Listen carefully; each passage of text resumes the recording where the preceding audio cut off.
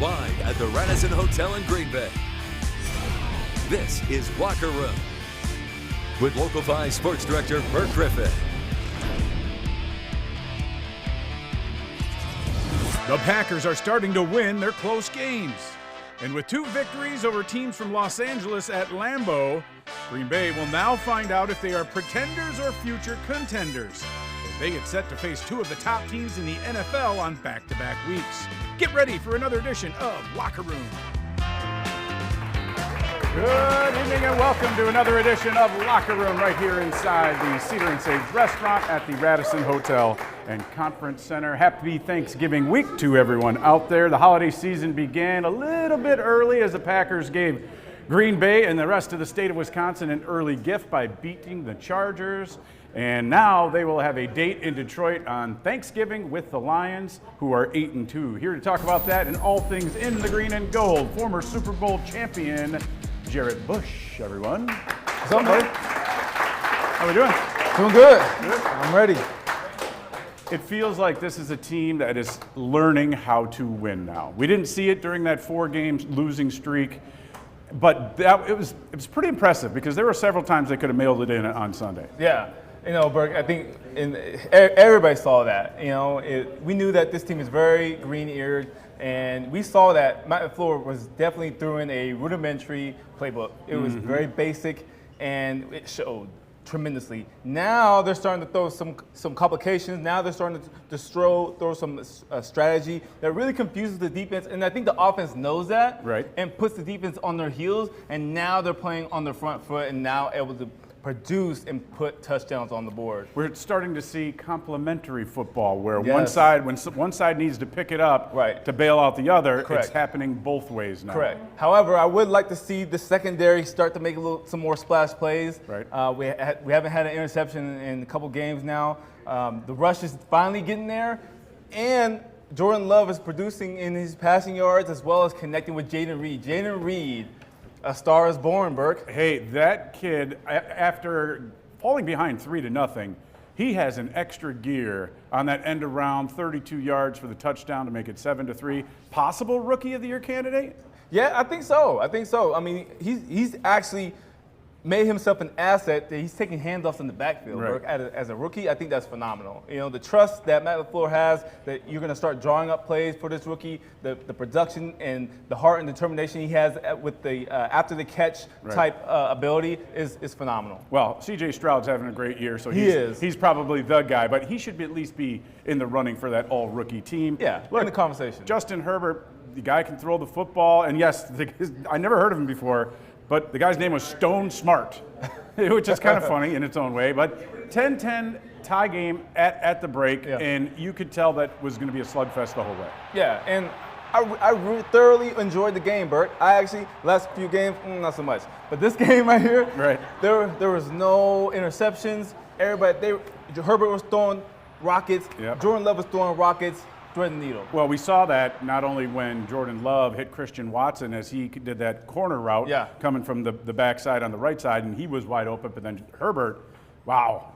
Keenan Allen is a man among boys when it comes to some wide receivers, and Herbert, like you said, threaded the needle between 3 players to make that touchdown happen. Agreed, and luckily with Lambeau advantage, they had some mishaps, too. The one in the end zone, it bounced right off his chest. I think there was another mishap. Eckler, the running back, fumbled the ball in the red zone. That was great. I felt like, we were right at home. We knew exactly what type of studs we needed in Lambeau advantage because that is a huge, tremendous advantage for us. I don't think you guys understand that you need all 7 studs in that cleat in Lambeau Field. And we saw Love make a big, deep pass. Romeo Doubs going up with great body control, high point in the football. And that was your go-ahead score. And then Kenny Clark and the defense sealed the deal the last 2 drives. I loved every bit of it. I will say on that, it was at 3rd and 6. I think it was really close. I felt like Matt LaFleur could at least stuck the dagger in the Chargers at that one point.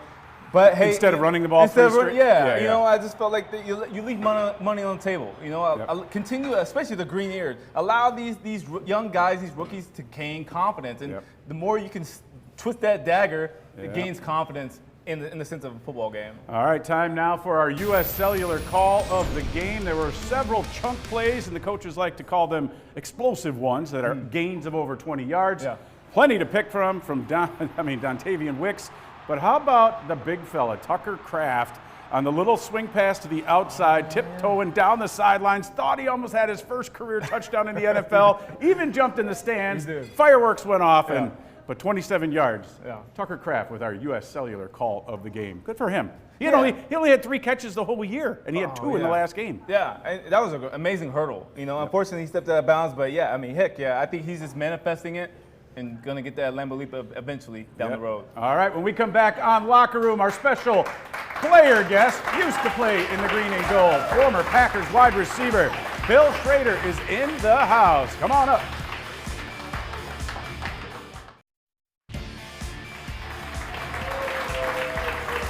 Welcome back to the Cedar and Sage restaurant inside the Radisson Hotel and Conference Center. We are here at Locker Room. That is Jarrett Bush. That, my man, is former Packer wide receiver Bill Schroeder. How you doing, man? Doing great. All right. Appreciate it. Great to be on the show with you guys. I'll have to say, the tab is on me for you and your crew because you were like, dude, it's hunting season. I'm out in the woods. Can I wear my blaze orange? And I said, sure, if you want to, right? I literally did not shoot tonight just so I could get to the show on time. So I am hungry right now. You had one. You had one coming in from the woods, and you got out of your stand, and then you're like, okay, it's 5 o'clock. I did. I don't have time to field dress it. Just save them for tomorrow. Didn't even hesitate. It's like, get out of the stand. Got to get to Burke. Let's go. Yeah. Well, thanks for joining us. That's dedication. Well, you're over there at the stadium. We'll talk about this a little bit more later on for all the home games. But what did you see, and how do you feel about this current team and the way they played against the Chargers? They were fighting for their playoff position possibly in the AFC West. Justin Herbert is one of the better quarterbacks in the league. Keenan Allen is clearly one of the best wide receivers right now. Do you feel this team is starting to mature? I do. You look at the whole start of every game, they just can't get out of the gates. Right. It seems to take them a long time to get rolling. And this week it seemed that things were finally starting to click. But they just couldn't close the deal on every single drive. So something seemed to just stall or whatever. The defense was doing fantastic, and then something would happen, a big play, whatever. Thank goodness the Chargers players can't catch really well because that really helped us a ton. But all in all, I thought our receivers, who to me I've never seen a younger group of receivers act more mature than what they are. I think this is a really good squad. I think they got a lot of talent, and I think if this squad stays together, they're going to be really good in years to come. But I think this team is just starting to figure things out, and hopefully it's not too late. Yep. Yeah, so Bill, there's a question about the receivers since you playing the position and understanding you have a first-hand experience. Obviously that room is super competitive. I imagine you as well, especially when you played. Would the lineup change? Because obviously you have Jaden Reed emerging. Yes. Christian Watson's supposedly supposed to be the number one guy. Do you see that shifting? And then could it be this week one guy, next week another guy? Or do you think in that room there's one guy? I think right now Reed's showing himself that he's going to be a star in this league. You have to watch each week to see who plays well and who keeps playing well. Right.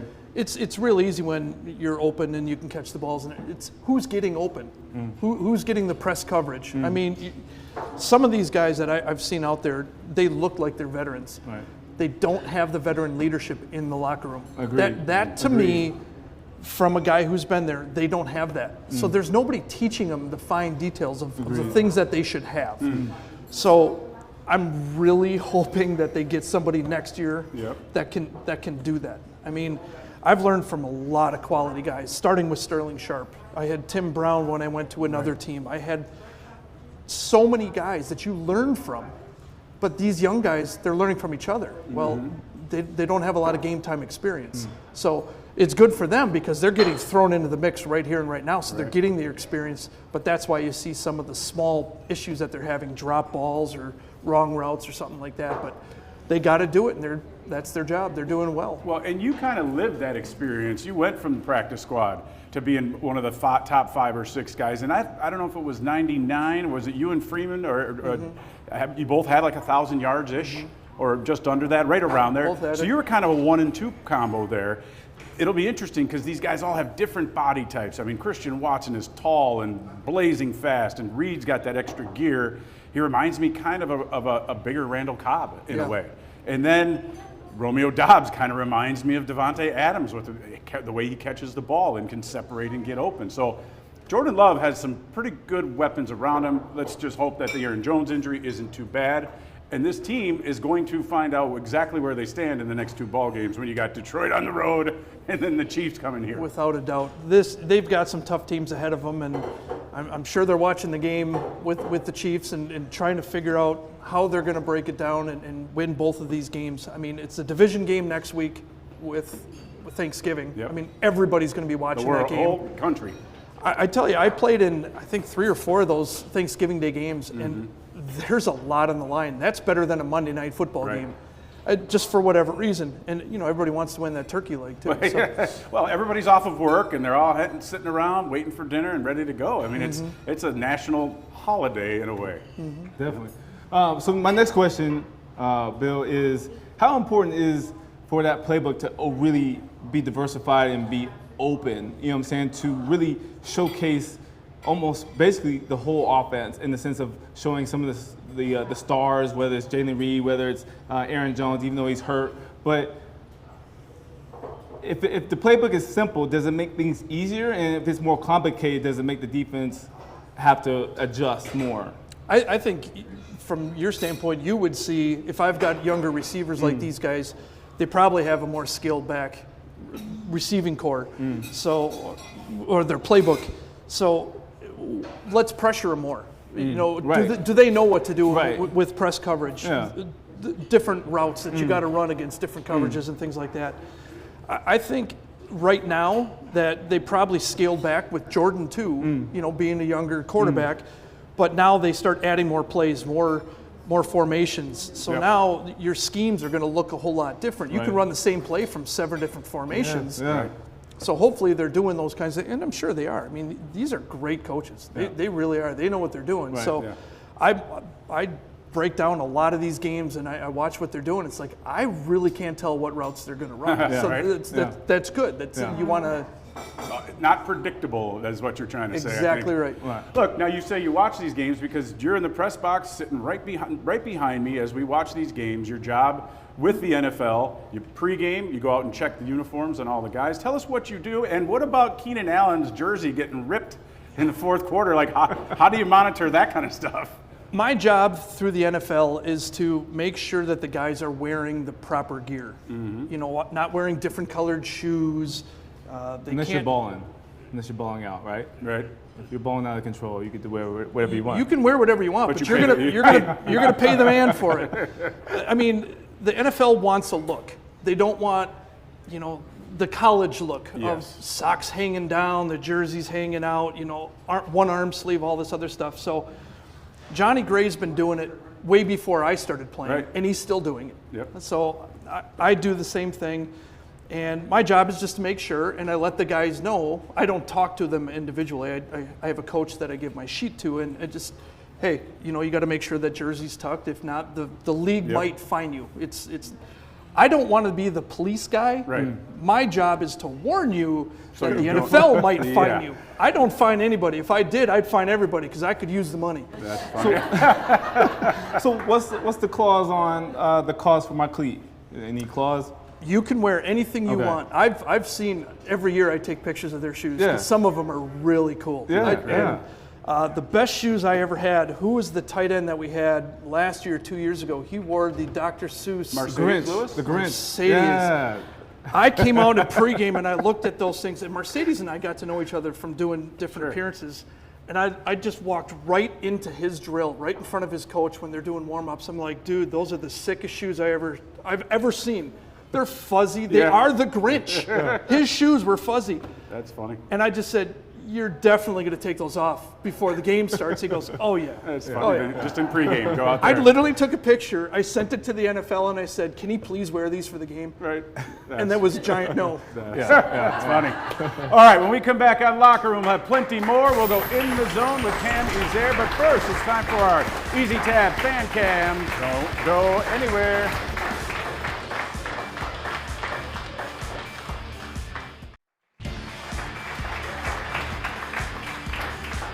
Welcome back to Locker Room right here at the Cedar and Sage Restaurant inside the Radisson Hotel and Conference Center. The Lions, Thanksgiving Day, you touched on how great it is to play. Maybe not the best time to play the Lions right now, right? I mean, look, they can run the football. Dan Campbell has really changed the attitude and culture over there, hasn't he? I think that entire staff has done an exceptional job with this team. I mean, they've never started out as good as they have, I think, in the history of their team. So they are a bull that you're going to have to run into. And on Thanksgiving Day, like I said, this is the day everybody's watching. So I hope the Packers bring their A game. Yeah, they aren't crushing anybody by any stretch of the imagination. But every week on Locker Room, we go in the locker room. And time now to hear from Cam Izaire in the Zone, presented by the Oneida Nation with one guy who knows how to crush stuff.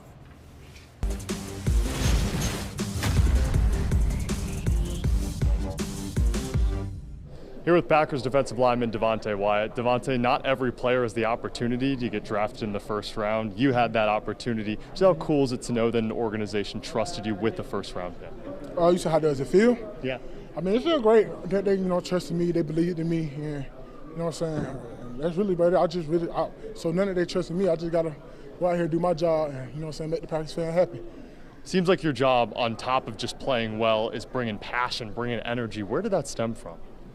That's just me growing up from my parents, my brothers, they're just me personally. So I just bring a lot of energy, a lot of enthusiasm to the game. So, and I'm just happy to play it because, certain people don't get to do this. What does your family mean to you? A lot. Family mean a lot, man. A lot. I was raised off family, family oriented, so it means a lot to me. So you won a national championship, right, in college. I talked to Christian last week, and he won at North Dakota State, and I asked him, how did that prove your hunger and your drive to win? I'll ask you the same question. How did winning a national championship, and now you're at the NFL level, how does that even give you more encouragement that you want to win, you want to compete? Yeah, it definitely give me the motivation to keep going, because winning that, it just felt like that big release. Throughout the 4 years in college, it was so hard, just getting so close and close and close and never coming through. And when you finally get it, it's just like added to your resume, man. I got a natty. Not a lot of people in here can't say that. So I got a big ring, and not many people can say that. And you were coached by Kirby Smart. Now you're coached by Matt LaFleur. There you go. Yeah. How do you feel like Matt LaFleur, Kirby Smart? How do you feel like those two are similar or different? They similar in ways and different in ways. They coach hard in ways. Kirby, but I think he's a little more harder because of where he's from, his background. But Matt, he definitely be hard on you too. But they definitely got their similarity and differences. And last one for you. What do you like the most about being in Green Bay? The most? Saving money. Yeah, I like saving money. Yeah, so that's the most. As someone from California, I get that. Yeah, yes, especially from Georgia. Yeah, you save a lot of money. All right, thank you, fellas. Devonte Wyatt, another one of those young first-round picks who's starting to blossom, struggled a little bit, but he's a guy who can make some splash plays. Yep, absolutely. Look forward to seeing him the rest of the season. All right, when we come back on Locker Room, it's time to wrap up the show. We'll have our keys to the game and break it all down coming up after the break.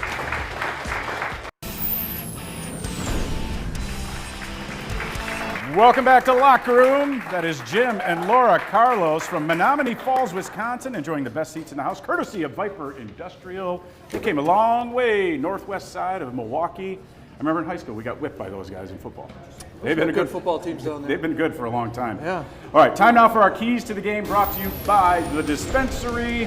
Get after Goff. The Bears were all over him yesterday, or on Sunday, sacking him twice while picking him off 3 times. Stop the run. Detroit's 5th overall in rushing yards per game, but 3rd in the red zone with 16 rushing TDs. Start fast and finish strong. You guys both know it. Anytime, even if they are a bad Lions team, it's tough to play in that dome, whether it was the Silver Dome back in the day or Ford Field, right? Yeah. Without a doubt. I mean, I'm still trying to figure out how they won that game. 3 turnovers to none, and they still win the game?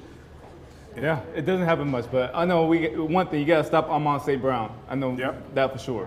Shifty. Yeah, Can move. He's tough. He likes to get in there and block. Montgomery, the running back, Jared Goff.